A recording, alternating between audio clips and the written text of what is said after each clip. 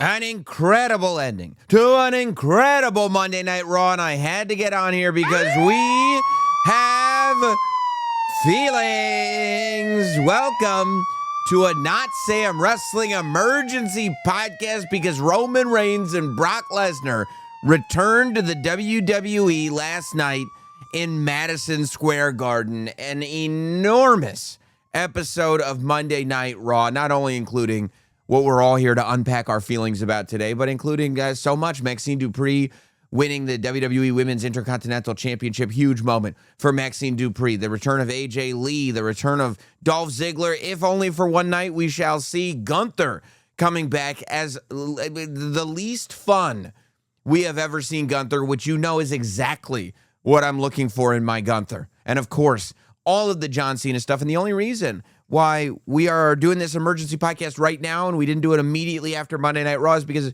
immediately after Monday Night Raw, I was at Madison Square Garden still, where I recorded the Raw Recap podcast alongside Megan Morant. You can get it on the WWE's YouTube channel or wherever you get podcasts, where we had a special interview with John Cena in person.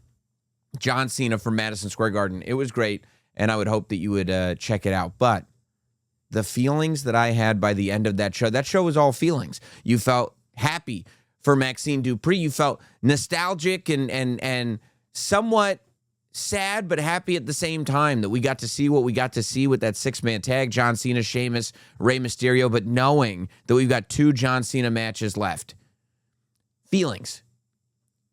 But I was overwhelmed by these feelings when at the end of the night, a War Games confrontation is promised. And look, it's putting a lot of faith. You know, you want to test to see what the interest that your fan base has in the War Games match itself. Well, you do that at the end of the show that previously has had everything we just said on it.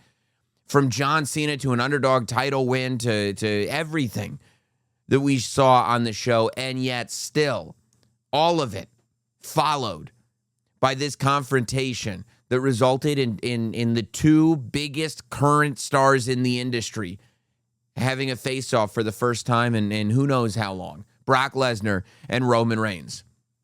Paul Heyman brings his team to the ring. Logan Paul, the Bronsons, Braun Breaker and Bronson Reed.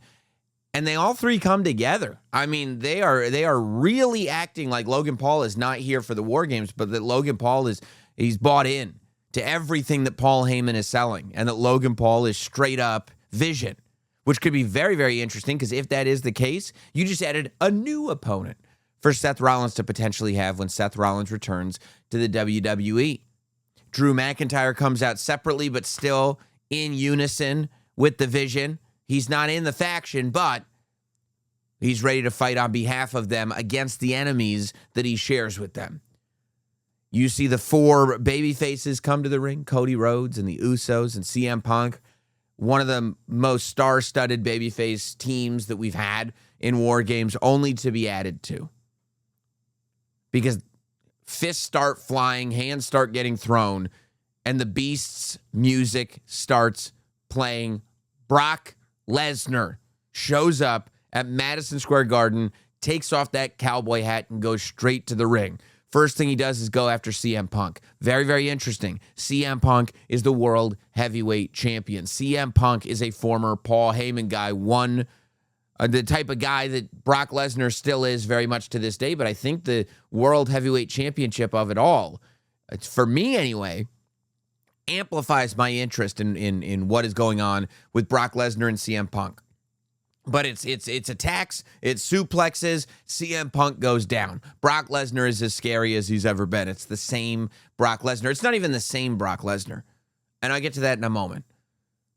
Because then Cody Rhodes hits the ring. And the last time that we saw Brock Lesnar before this year, it was, of course, SummerSlam, when Cody Rhodes was on his quest to regain the WWE Championship, but on his way, he had to beat Brock Lesnar, and Brock beat him, and then Cody got a fluke win, and then at SummerSlam, Cody got the decisive win, and Brock Lesnar hugged Cody Rhodes and put Cody's arm in the air. Now, keep in mind, before that, leading to that, Brock Lesnar had been a babyface, and this is my point. Don't forget, and then WrestleMania before that, Brock Lesnar had defeated Omos in an attraction match, right? It was Brock Lesnar as a babyface, then Brock Lesnar beats Omos in an attraction match, And then Brock turns on Cody.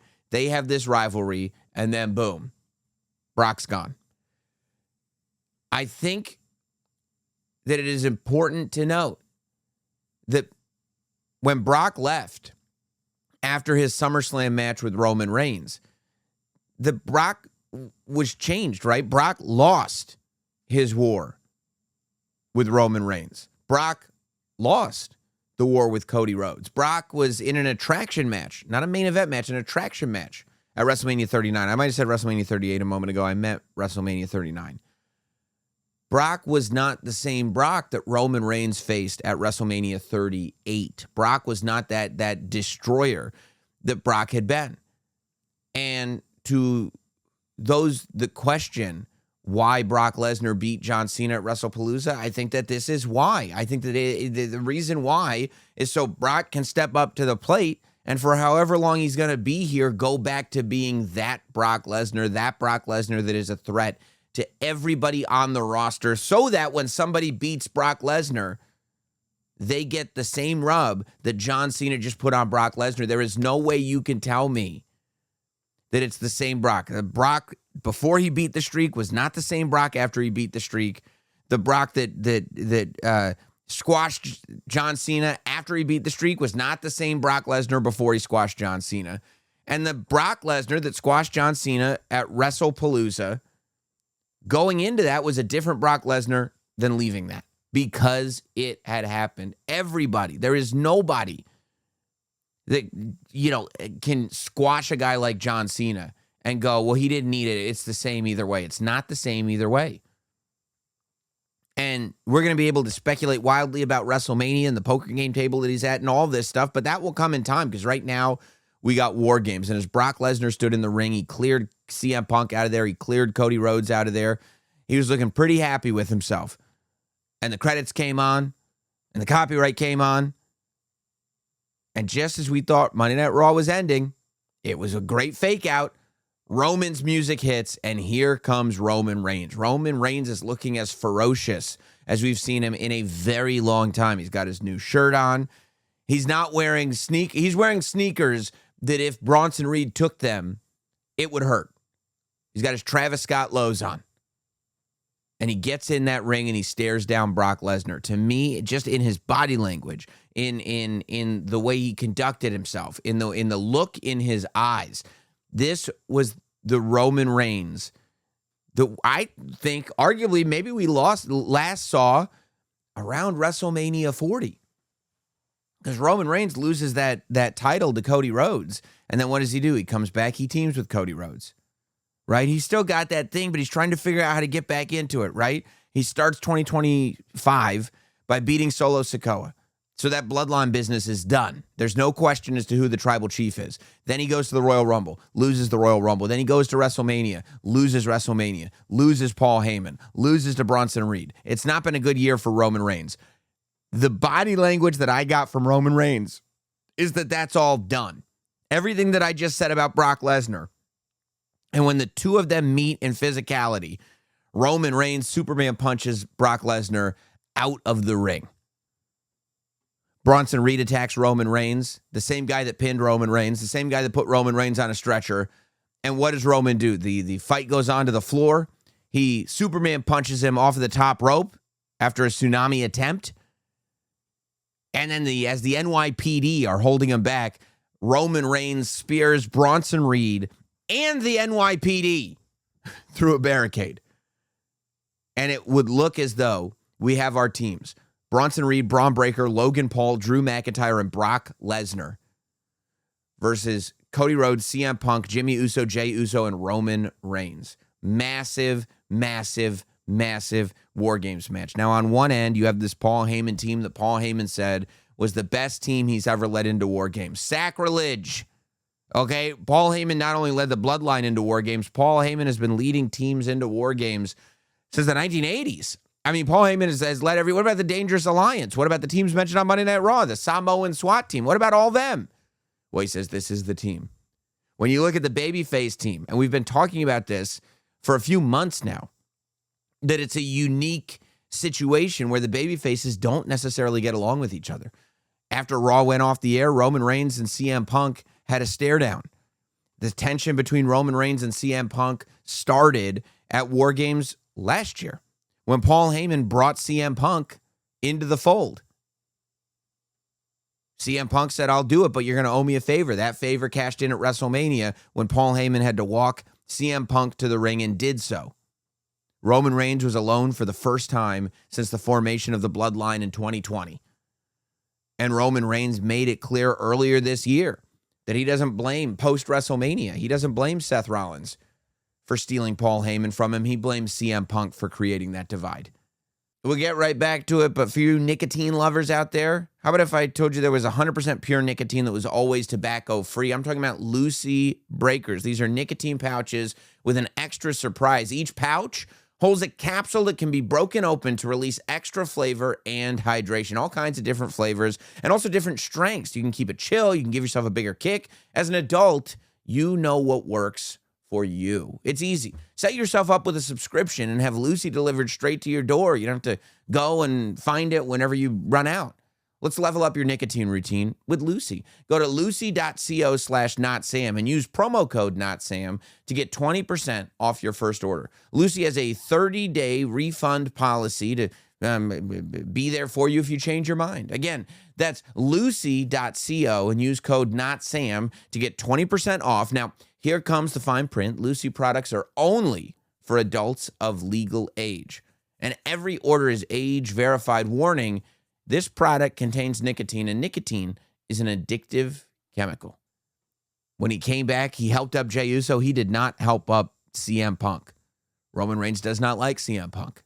Go back to last year. What was it? October, I want to say, leading into Bad Blood.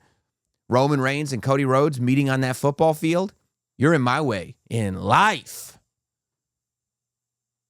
Who's going after what title? Brock Lesnar attacked two people, CM Punk and Cody Rhodes, the World Heavyweight Champion and the WWE Champion. Those are the people that Brock Lesnar put his hands on. Roman Reigns has big problems with a couple of people in that match, more so CM Punk, but also Cody Rhodes, because Roman Reigns doesn't have gold. In a match where there are 5 superstars and 2 world champions on the same team, Roman ain't one of them, and he is on the team. He's one of the 5, but he ain't one of the 2. And where does he stand with the Usos? Is he still frustrated with Jimmy? What does he think of Jay and the job that he's done and the advice that he has or has not taken from Roman Reigns? I think that all of a sudden, War Games has a ton of intrigue. All of a sudden, War Games is not only star-studded, but everything about War Games, whether it's based on the people that are on opposing sides or based on the people that are on the same sides, all of it pushes forward. All of it pushes forward to 2026. Does Roman Reigns have a problem with Braun Breaker, Bronson Reed? We have not seen Roman Reigns and Braun Breaker. Roman hasn't gotten past Bronson Reed. But at the same time, is he going straight for Brock Lesnar? Is Roman Reigns no longer in the mood to suffer fools? Where does Jey Uso stand on all of this? And how does Roman Reigns feel about the fact that Jey Uso has been helping CM Punk? Is Brock Lesnar going after CM Punk? Is Logan Paul going after CM Punk? Is CM Punk going after Logan Paul? I think what you have in this War Games match is matches and stories that are going to play out in the immediate and matches and stories where the seeds are getting planted now. They're going to lead us all the way to WrestleMania. For my money, I think Roman Reigns and CM Punk makes a hell of a WrestleMania match, but you can also do Roman versus Cody, and you can also, as crazy as it sounds, headline another WrestleMania with Roman Reigns and Brock Lesnar. You could. I mean, and it may all change after War Games, I still see Braun Breaker and Brock Lesnar having problems at some point. I see Roman Reigns and Punk. I see Cody Rhodes and Randy Orton at some point. Randy's not in this match at all and not anywhere near it. But, man, the level of excitement coming off of that and seeing that melee. I really hope that this is not another instance of Roman Reigns back for War Games and then he disappears again. I really hope we're going to see Roman around for a while. Because I feel like This was a Roman that felt far more motivated than Roman has in the past. Roman, sometimes when he comes out, it's like he's getting revenge against one individual. And sometimes he doesn't even get the revenge against the one individual. I'm ready to see that Roman quest. I'm ready for more Roman on television. I'm ready for Roman to start going towards either the World Heavyweight title or the WWE Championship. I'm ready for this thing where we don't know. We don't know. There are always rumors about, how much longer is Roman going to do this? And maybe Roman doesn't even know. But are we going to see another Roman Reigns title reign? Or is that it? And if that is it, I cannot believe that Roman's not going to try to get another title reign. Is Brock Lesnar and the Vision going to stay heels until Seth Rollins comes back so he can get his revenge? Is Seth Rollins going to be a babyface when he comes back? I don't know. I don't even know. Here's the beauty of it. And by the way, what about Drew McIntyre? Drew McIntyre finally has the chance to get his hands on Roman Reigns again, which we haven't. I mean, at one point, Drew McIntyre was going through bloodline members, but he never got close to Roman Reigns. Drew McIntyre's got the option to go after Roman Reigns in this double ring cage match. Finally. I can't even tell you right now whether it makes more sense for the baby faces or the heels to win this match. I could see it absolutely going either way. For the sake of and say what you will about the way I discuss Roman. I think Roman Reigns winning this match for his team makes a lot of sense because it starts pushing forward this idea that Roman is back. Roman now can feel like he is better than anybody on his own team that he has a problem with. I mean, I think that as much as a almost 4-year title run will do for somebody, sometimes you have to remind people who you're dealing with. And I think that's the case that we have with Roman Reigns here. But, I mean, say what you want about Roman Reigns as an on-screen character, about Brock Lesnar as an on-screen character. The sounds that the audience makes don't lie. And the sounds that they made last night, after seeing it all, they could have been exhausted. They could have been going home. They could have had their hands under their seats. But they went nuts at the end of that show when these two titans came out to stare each other down. I am very much looking forward to next week. And who knows, maybe we'll see stuff on SmackDown, right? Because Cody's a SmackDown guy. Drew's a SmackDown guy. Roman kind of goes where he pleases. Brock kind of goes where he pleases. Jimmy's a SmackDown guy. Maybe Logan kind of goes where he pleases. Maybe we'll see this sort of play itself out because we've got SmackDown, we've got Raw, we've got another SmackDown before Survivor Series. Maybe this plays itself out on SmackDown. Maybe we wait until Raw next week where we start to kind of dissect all that is going on here, where we start to figure out what the motivations are for every individual. When the show went off the air, CM Punk and Roman Reigns had another stare down. Not on good terms. I'm anxious. I'm excited. I can't wait to see how it all goes down. But it was a white hot way to end a massive, massive Monday Night Raw. It was the biggest deal. It was probably the biggest deal Monday Night Raw of the year for the amount of star power and storytelling that happened on that show. It was, for my money, as big a Monday Night Raw as we've had all year, which is an amazing thing to see on the way to Survivor Series in the late fall, where sometimes it starts to fall off a little bit. Not now, not here. And I at one point Roman says, I got a lot to do at the end of this year. I got a big 2026 planned. I hope we get a lot of Roman Reigns. That shouldn't come as a shock to you guys. And when I say I hope we get a lot of Roman Reigns, it's not just Roman on TV. Tell me that story. Because Roman has been on television so sporadically, especially since WrestleMania, that we haven't told this story. We haven't really examined what Roman is like without Paul Heyman. We haven't really examined who Roman Reigns is now. Does he have a hunger for the championship? Is he planning on going to the Rumble? Who's he going to face at WrestleMania? All this stuff. But the fact is that the WrestleMania promotional material revolves around a poker table. And at that poker table sits Brock Lesnar, Cody Rhodes, Roman Reigns, and CM Punk, with Paul Heyman looming over. All of those principal characters are a part of War Games.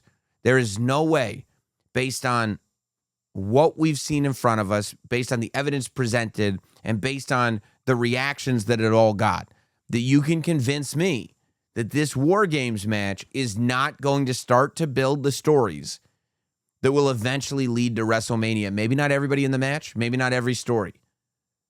But the same way last year, War Games was the first step in the story that was told getting to WrestleMania. I believe that this year we will follow suit. I believe that not only will this be a massive match, I believe not only do we have a massive moment to end that show, but this story that we get leading into War Games and inside the double cage is the story that is going to start to take us slowly to WrestleMania. Let me know what you thought. You can leave it in the comments on YouTube. You can leave it in the comments section on the podcast, wherever you get the audio podcast, whether that's in the, a review or whatever it is. 5 stars if you would. Hit like on the YouTube. Subscribe to the YouTube channel, Notsam Wrestling. Subscribe wherever you get audio podcasts. And we'll see you again real soon for more Notsam Wrestling.